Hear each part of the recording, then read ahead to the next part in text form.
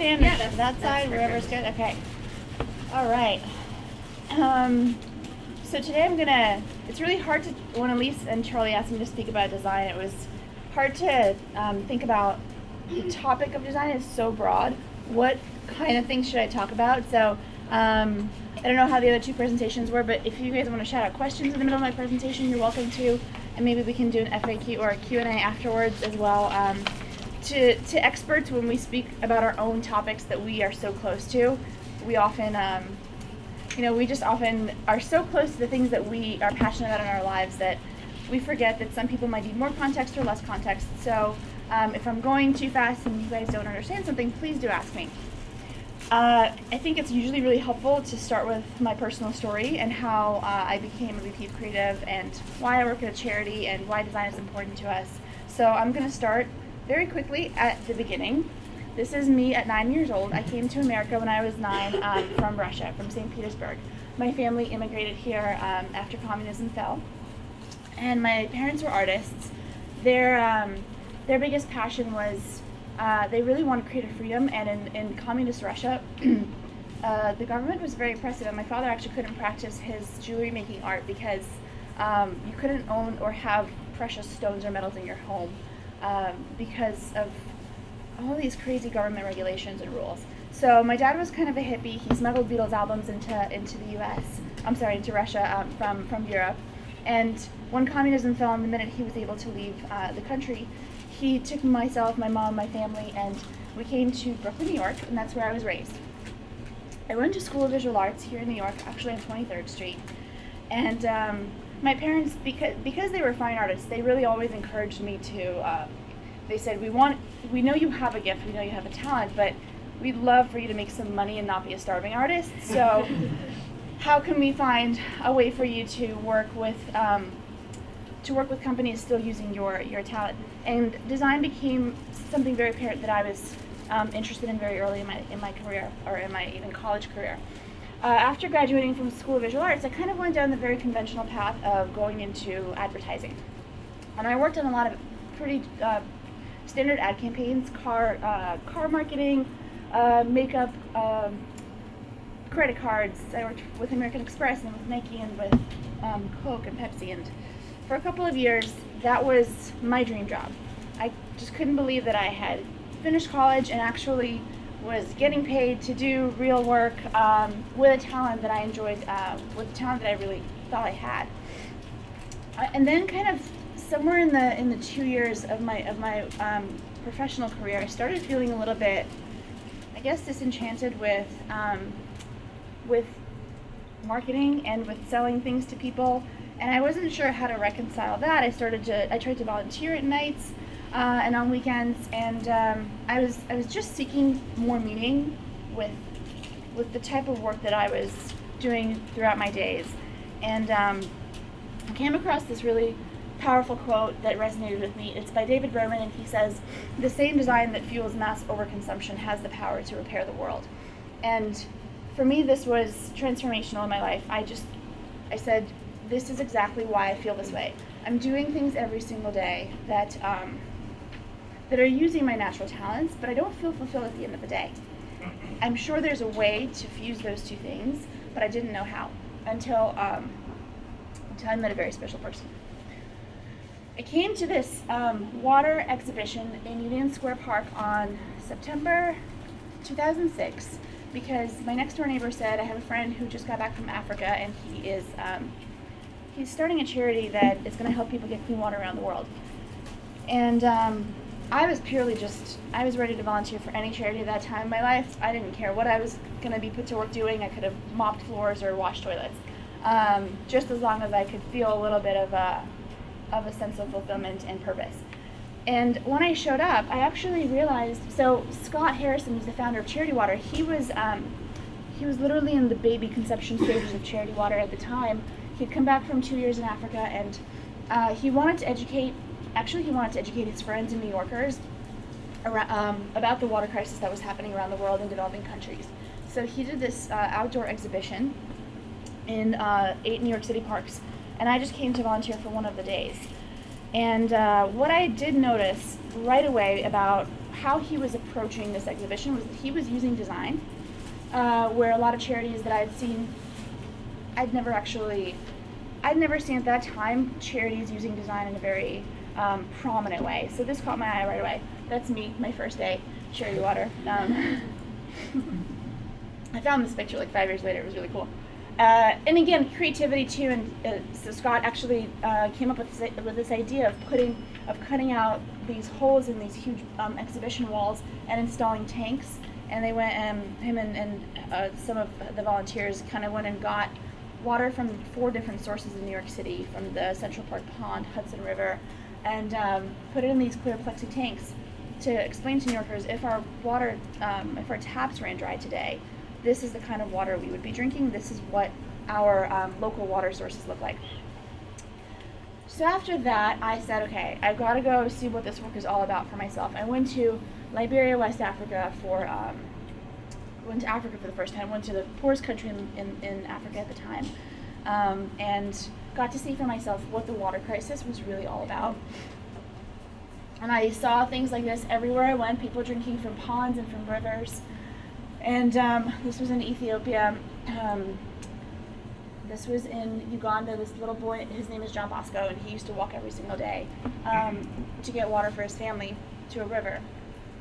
And I hung out with communities like this and just kind of tried to get to know the people and what the water crisis was all about. And then what we were actually doing, the organization, Charity Water, we fund clean water projects around the world. We drill wells, we fund a lot of hand-dug wells, we fund a lot of low-tech solutions because we work in rural countries and very, very rural environments. And basically what I learned is that this problem, this water crisis, is actually very solvable.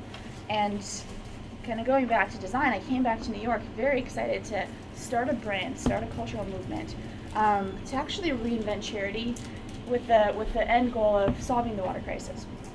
And that was Scott and my dream from the beginning. This is kind of what a typical well looks like. It's very simple to build, but we're doing it at massive scale. We've done 11,000 water projects around the world in 22 countries at this point. And we've been going strong for about 8 years. A well like this costs from $6,000 to $10,000 and usually lasts for about 15 years, and some can last much longer if they're repaired often. So obviously the calling and the purpose was very, very present for me. But I was still a very young designer at the very beginning of my career, and had never worked outside of the box before. I've really never worked in a startup environment. We literally started Charity Water on the kitchen table in Scott's apartment. But this was my dream job, and I guess I can't move that little arrow. My dream job was combining, you guys know, I don't know which book, Charlie probably knows, Autonomy, Mastery, and Purpose. Yeah, okay, perfect. So that job had it all for me. I was autonomous in the fact that I was one of the only 2 people working for Charity Water at the time, as myself and Scott. So I could do anything I wanted. I mean, I could literally build this brand from the very beginning. Had lots of purpose, and I was able to combine my love for design with that. And we said from the very beginning that Charity Water really wants to reinvent charity. We don't just want to solve the water crisis, that's our mission, but our vision for kind of the mark we want to leave on the world is we want to reinvent the way we do charity in America and how people relate to charitable causes. When we were first starting, we really saw a lot of negative kind of associations to charity. Where does my money go? Transparency, I don't know how much of it is spent on salaries. I don't actually ever get to see the places in the communities where my money is making an impact. So we wanted to actually reinvent a lot of those aspects. And I don't want to talk too much about Charity Water, so I'm going to really go into design, and then if you guys have more questions about Charity Water, I'm glad to answer them. So this is a jerry can, and this was, I'll start with our logo, how we kind of created that. We looked at a very utilitarian object that we saw in a lot of communities in Africa. It's this yellow gas container, and people use it to gather water everywhere.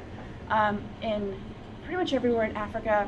They don't use it, people aren't using it so much in Southeast Asia, but this is like the symbol of water in a lot of developing countries, especially in Africa. So we basically took that and said, this is going to be our logo.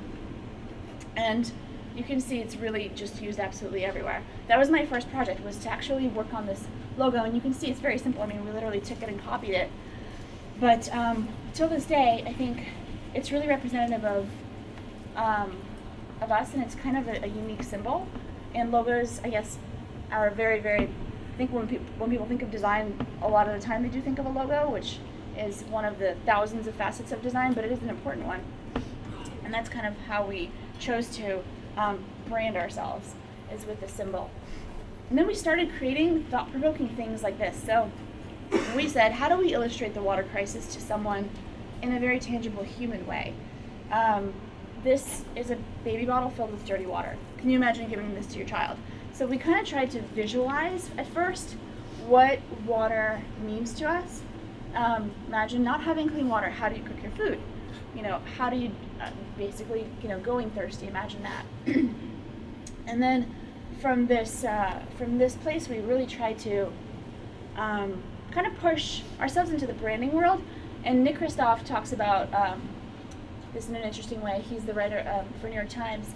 He says, toothpaste is peddled with far more sophistication than all of the world's life-saving causes, meaning that our marketing industry in the US is humongous. And every brand and big company really has grasped the importance of branding and the importance of marketing, but charities still had a very hard time justifying why they should spend resources on design, branding, or communication. And Nick puts this in the most crystal clear way. If we could just apply some of the same marketing approaches to charity, we could really be saving the world and supporting life-saving causes. So what we do a lot at Charity Water is we design absolutely everything. This is, we have a gala every single year, and our designers take the time to actually design beautiful invitations and think through the visual language and typography, and then we actually design these exhibitions on walls in the physical space. And we design cards and things that are kind of all over the entire venue. We really try and bring design into the event as much as possible and use design to actually tell our stories. So even we do this big water walk, and companies sponsor every single person who walks, and the money goes to building clean water projects. But we brand it and try and make it very visual. This is our last charity ball. It was in Brooklyn in December, this past December.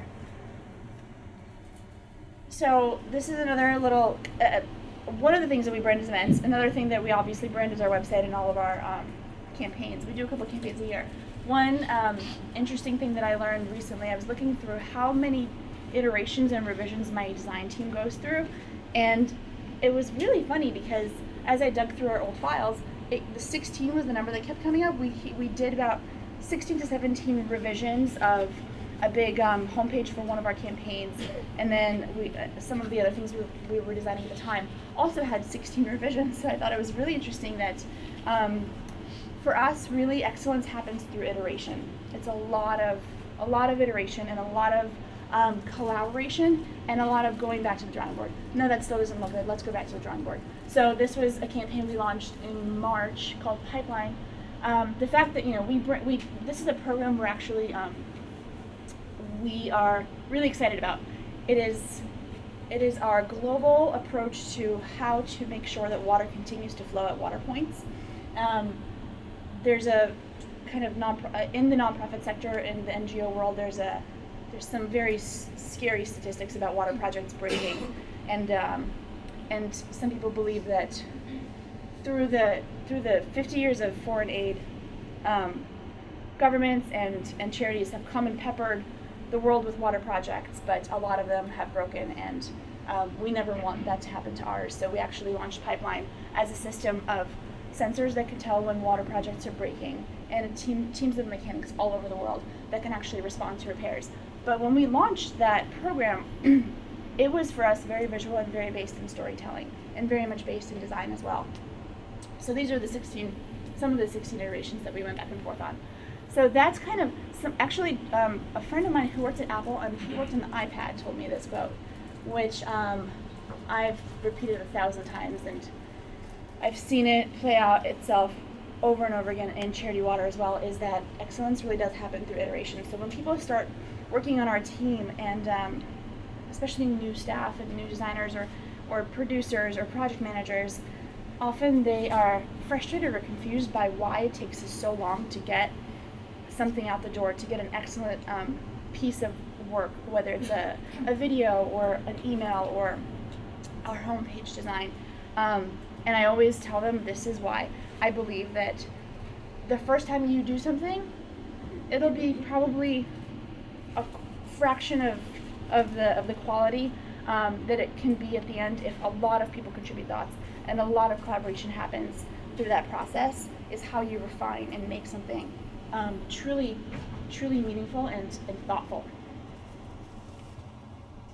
So at Charity Water, again, we also design absolutely everything. And we design everything from our emails to every single page on our site and mobile as well. This was a lot of different versions of the pipeline logo that we went through, and ended up with this one. We have inspiration all over our walls in the office, especially for our design team, but for everyone. And we really try and design our office as well. We have photos that are huge hanging on the walls about our work, and I mean, literally, we care about like what color that booth is, and I picked that couch, and all of that is important to us to create an environment where people can walk into the room and be inspired, and work in an environment where it's visually actually inspiring every single day.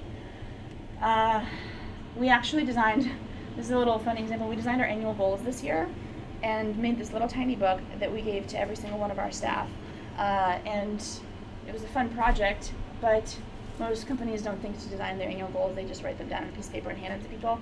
We thought it was important because they were such fundamental guiding principles about where we want to be going in the future. So we made this tiny little book.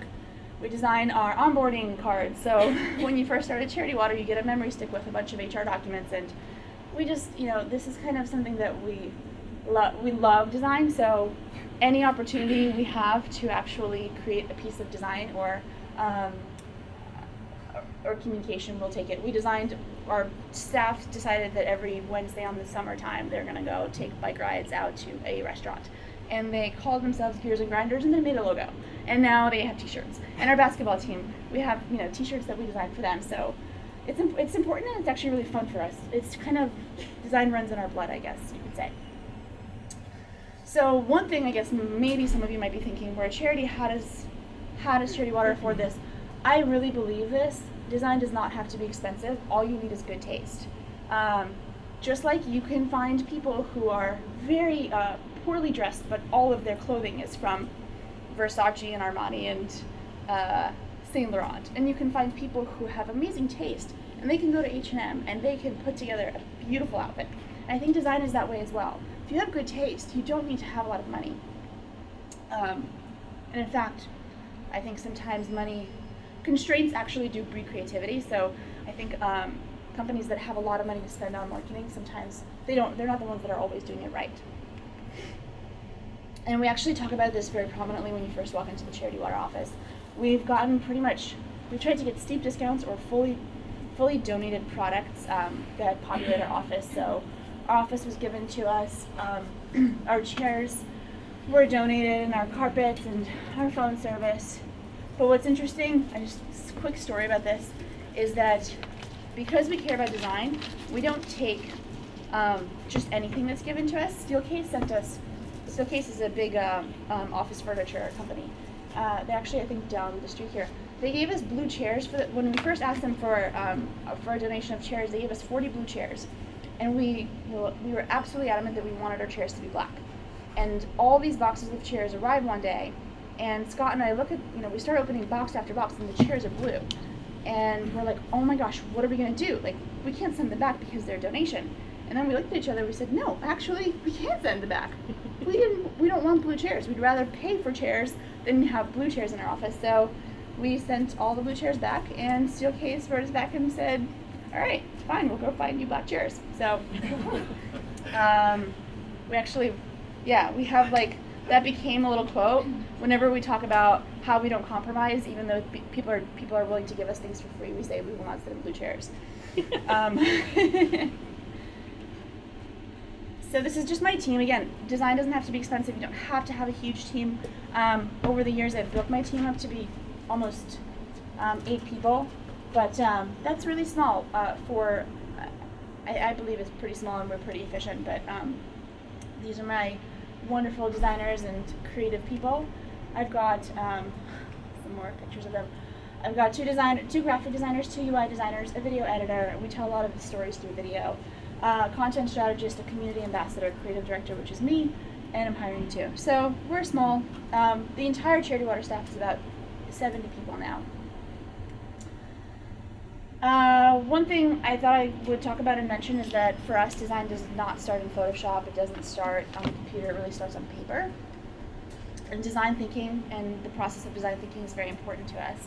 So we do a lot of brainstorms where we just put up a ton of Post-its on the walls and really try and break out of the implementation phase and bring ourselves to a level where we start by thinking first conceptually and solving design problems by thinking before we do. So these little kind of offsites that we host, this was at my house with a bunch of our staff, where we were trying to solve a problem of, actually we were just trying to brainstorm about how to reinvent our big event of the year, the Charity Ball that I told you guys about. And yeah, we do a lot of talking and meeting about things first before we actually sit down and design anything. So once you've got your concepts and your kind of ideas in place, the design process is also not just someone goes away by themselves and does something. Our design process does start with writing a lot of things down first. So the rationale for us is important. What is the rationale for this project, and why are we doing it, and what does it actually mean to the organization? Why is it important? And then we talk about the look and feel instead of making it first. We actually say words. Okay, do we want it to look young, sophisticated, funny, lighthearted? Then we do a lot of inspiration gathering. So my designers, they'll say, I want fine lines, or I want really bold lines, and that used to kind of work, but we found that it's so much better to just have my designer go away for a couple of days and pull a bunch of visuals by searching online and come to me and say, okay, instead of just saying I want fine lines or thick lines, this is the kind of lines I'm thinking about. So we do pull a lot of inspiration first, and then we start going through iterations, and this was a little packaging design project we did for a welcome kit for some of our biggest donors. And then finally it ends up in the computer. So couple of I guess things I'm learning myself that I wanted to share with you guys. Fast Company's 10th design anniversary issue came out in October of 2013, and there's so much stuff that I learned from that. Things that I was feeling in the design community, but they really put a lot of it into words, so I just want to talk about a couple things that I learned from there. One of the main kind of messages, the overall arching messages of the entire issue, was that the design revolution is just starting. And I think that this is a really interesting and powerful kind of reason why. So the internet started, I don't know, what, 20, 30 years ago? And really at first, we were just fascinated by the fact that we could make pages share some kind of information. And design at that point was absolutely irrelevant and unimportant. So functionality was the only thing that we cared about, right? Does it meet basic functional needs? Can this page display simple plain text? Once the world got a hang of that, then we went a level higher and we said, okay, can we make it reliable? Can we actually make it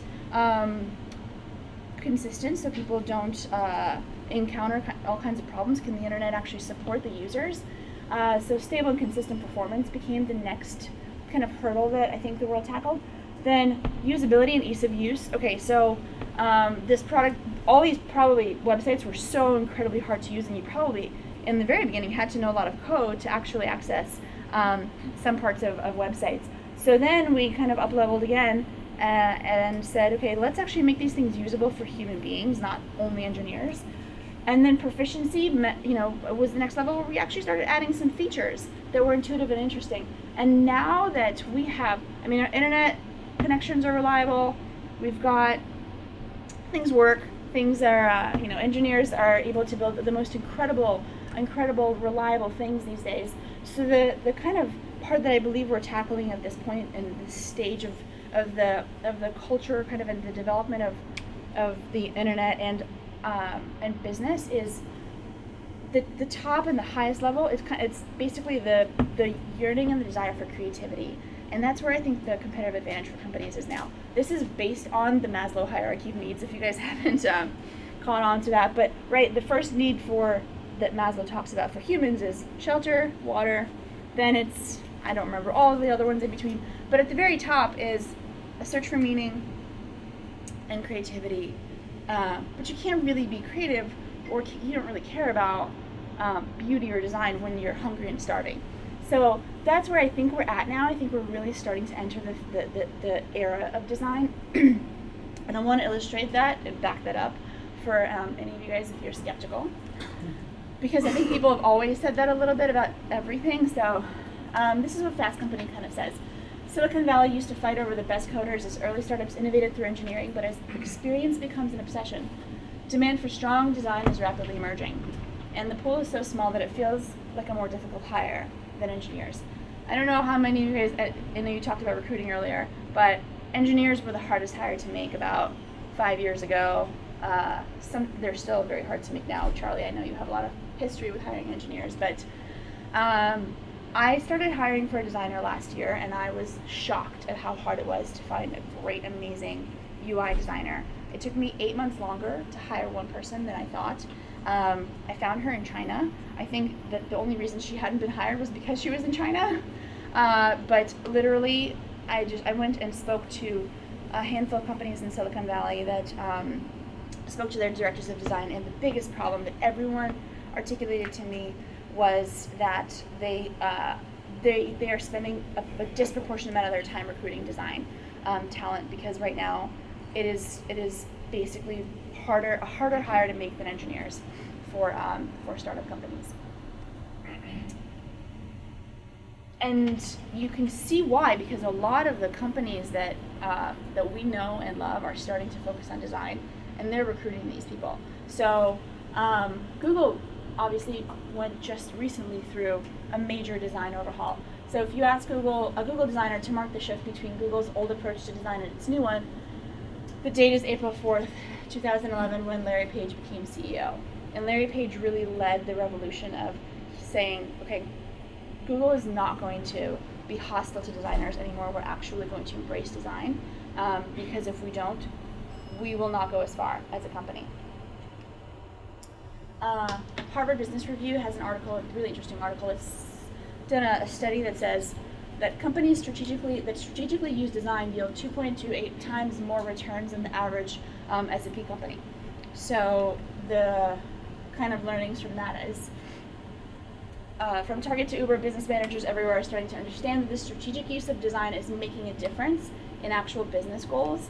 And there's a long kind of document about this data, but essentially the black line is the standard S&P index, and they took and studied the most design centered companies in the S&P, and the blue line shows that those companies actually produce more revenue for their shareholders than the average companies that are part of the index.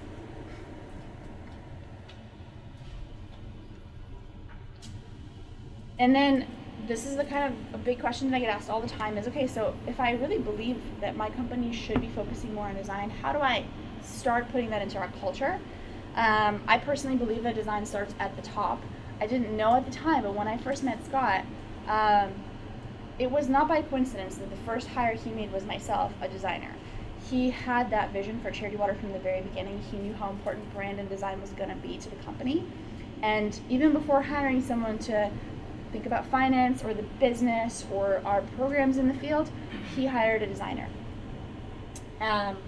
So I do believe that a lot of the design-centered companies, and you'll see why in a second, are distinguished by the fact that the relationship between the CEO and the top creative is very strong. I'm married to Scott, by the way, at this point, so I'm a pretty good example of that, and we're having a child, if you haven't noticed. Yeah, but Scott and I, he hired me, we worked professionally for a year, fell in love, and got married. And we're basically, he's the founder, but we are very close as kind of co-founders in Charity Water. But here are some dynamic design duos that I wanted to just talk to you guys about. So this is the obvious one, right? I mean, everyone knows the relationship between Steve Jobs and Johnny Ive was incredibly important to Apple. Steve Jobs cared about design more than he cared about anything else. And his lead star designer was his right-hand man, the person he relied on the most. Christopher Bailey and Angela Ahrendts from Burberry, she just left to come work at Apple, but they have a very close relationship. He's the creative director. He's now stepping in to run the company. Mark Parker and John Hope from Nike, have a very strong relationship, and as the founder and as the creative lead. Evan Sharp and Ben Silberman from Pinterest as well are very, very close. One's a creative, one's a business thinker. Hossein Rahman, who started Jawbone, and Eid Bahar, who actually designed couple of Jawbone's most prominent products, like the Jambox. Their relationship is very, very important and close. Airbnb, Brian Chesky, Joe Gavia, they're also, one is a creative, one's the business guy. And then Scott and myself. So this was just a really very interesting theme for me to discover and to layer on top of my own life that, it's actually really true. Scott, till this day, is very passionate about design. He's never been a designer. He's never really designed anything in his life, but as a CEO of Charity Water, he cares. He's always in our department, always like snooping around. What are you guys working on? Let me see your computers. Because he's interested and passionate about it as the founder. And, I have a lot of, I get a lot of questions from designers who are like, I'm at a company or I'm at a nonprofit where the company just doesn't value design. My CEO or our executive team, they have a business background and they just don't understand aesthetics or the need for them or creativity. And first of all, I think every single person in the world is creative, and I really hate when people say that some people are creative and others aren't. And I hate when people say that about themselves. They're like, I'm so not creative. And I actually totally don't believe that. I think every single person in the world is creative, and we just forgot it in 3rd grade. But I do believe that if you're gonna, it's very hard if the founders and the leaders at the top do not care about design for a company to transform itself and become interested in design. That's basically a business principle that applies across the board. If the founders don't care about a certain part of the business, that business unit or that part of the business is just not going to thrive. So I'm coming to the end. I wanted to just talk through what does good design mean to me and to some people, I guess. I think that because design is such a big word, it encompasses so many things. There's visual design, there's design thinking, there's product design, industrial design, and I can go on forever, but this is what I believe good design is. And it comes from Dieter Rams. He was an amazing inventor and product designer, a German product designer in the mid-century. And he said, you cannot understand good design if you do not understand people. Design is made for people. He invented and created some of the most simple and beautiful designs that were utilitarian. He worked with Braun a lot and created some of their radios and their I think he designed a washing machine. And his principles of good design are really widespread in the design world. I'm sure a lot of you have heard about him or have read these, but in case you haven't, here are the 10 principles that a lot of designers go by and use. Good design is innovative. Good design makes a product useful. Good design is aesthetic. Good design makes a product understandable for people. Good design is unobtrusive. It is honest. It is long-lasting. It is thorough down to the last detail.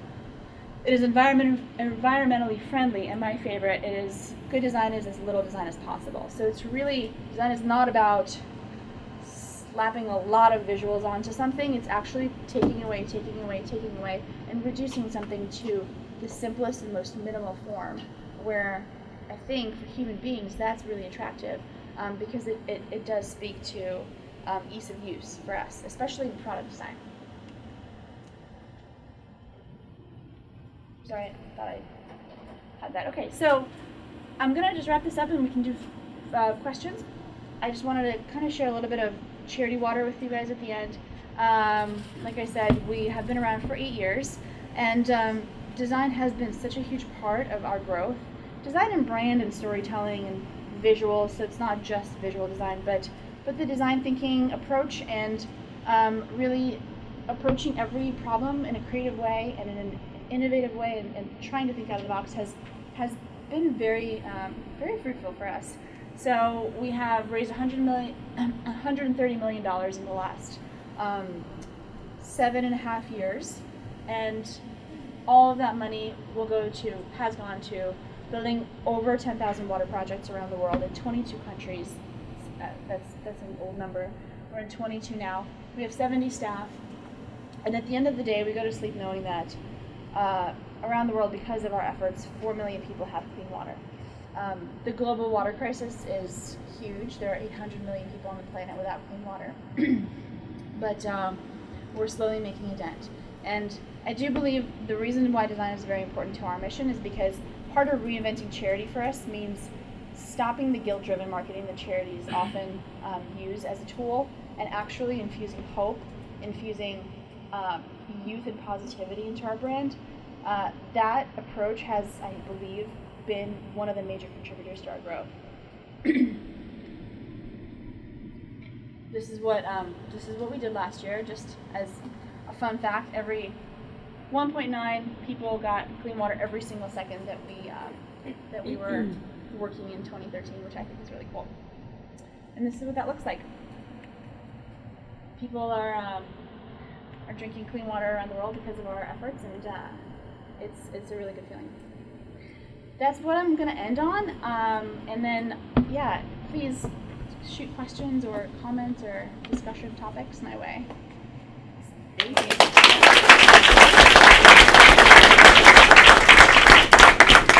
So I think we'll probably have time for one question from each office, so maybe we'll just go clockwise here. We'll start with San Francisco, and then we'll go to Boston. I see Bess is kind of representing the design team up there. And then we can do London, and then any questions in New York. If you just want to pass them up, I can cover them. So, San Fran, do you guys have any questions? Sure. Thanks so much for this talk.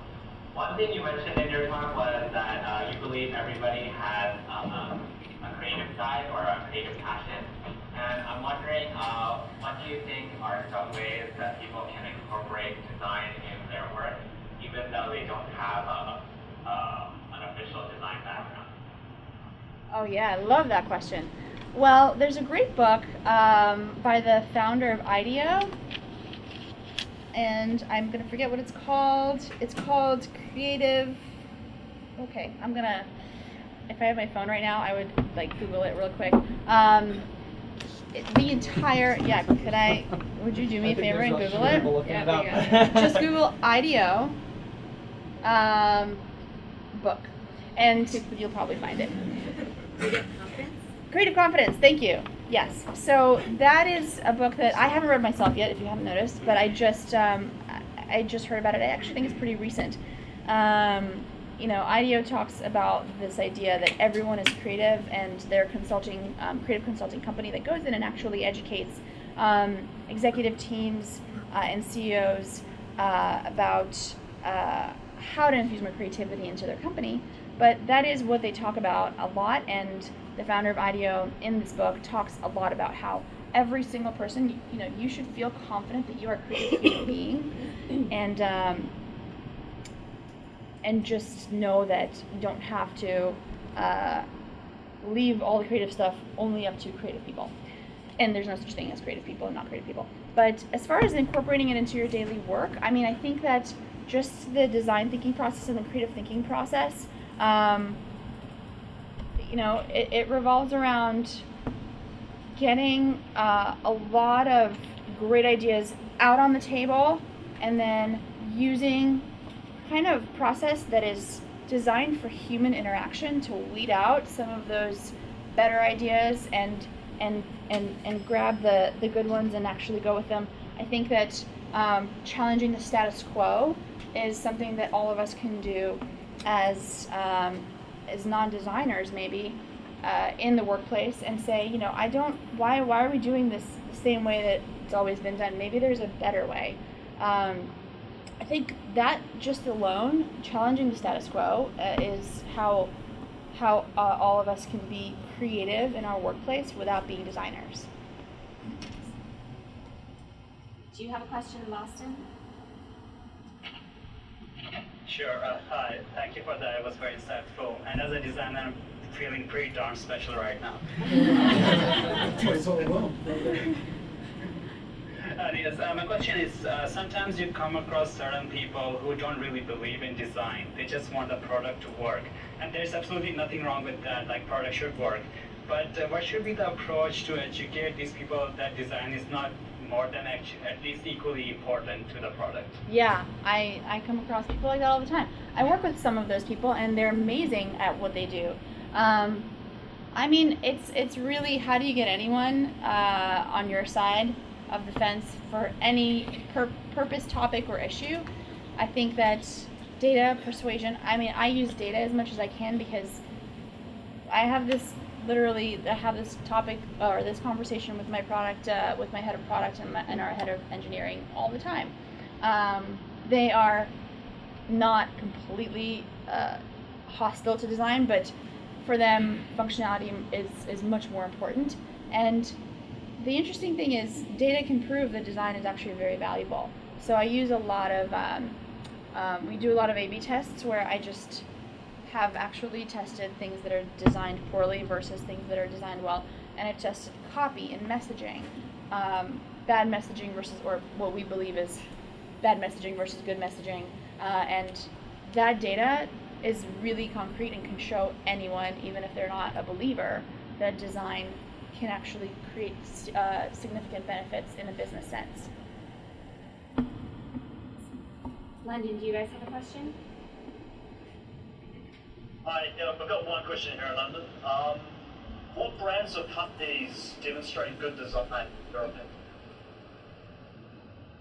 Yeah, I mean, I'm trying to think of the not very obvious ones, like Apple and Nike.